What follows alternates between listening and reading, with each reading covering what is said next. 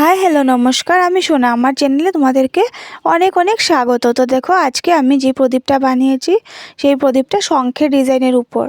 তো দেখো এটা আমি একটা মোল্ডের উপর বানিয়ে নেব প্রদীপটাকে। তো দেখো এটাকে আমি কিভাবে বানাচ্ছি।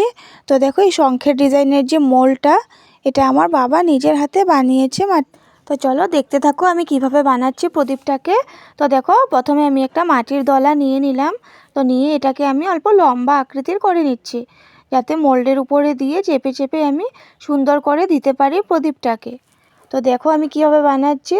তো তোমরা যদি দেখতে চাও, আমার কাছে আরও অন্য অন্য ডিজাইনও আছে প্রদীপের। তো সেগুলো যদি তোমরা দেখতে চাও আমাকে জানিও কমেন্ট করে, আমি তোমাদের সাথে আরও বানিয়ে বানিয়ে ভিডিওগুলো শেয়ার করব।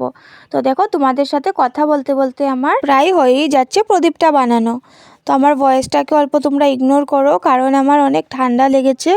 যেহেতু অনেক ঠান্ডা পড়েছে তার জন্য আমার গলাটা একদম বসে গেছে।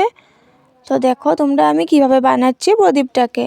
আর ভিডিওটা স্কিপ করো না, তোমরা পুরোটা দেখো, তাহলেই দেখবে কি করে আমি মোল্ড থেকে প্রদীপটাকে তুললাম। তো দেখো তোমরা আমি কিভাবে বানাচ্ছি। দেখো এখন আমি এটাকে পুরো প্লেন করে নেব, করে আমি পিছন দিকটাকে অল্প চেপে দেব। তো দেখো যাতে প্রদীপটা সুন্দর করে বসে থাকতে পারে তার জন্য। তো দেখো এবার আমি প্রদীপটাকে তুলে নিচ্ছি অল্প মাটির সাহায্যে। তো দেখো কিভাবে তুলছি আমি। তো দেখো এই তো হয়ে গেছে আমার প্রদীপটা বানানো। তো দেখো এবার আমি সাইডগুলোকে অল্প মসৃণ করে নেব। তো তোমরা দেখতেই পারলে আমি কিভাবে বানালাম প্রদীপটাকে।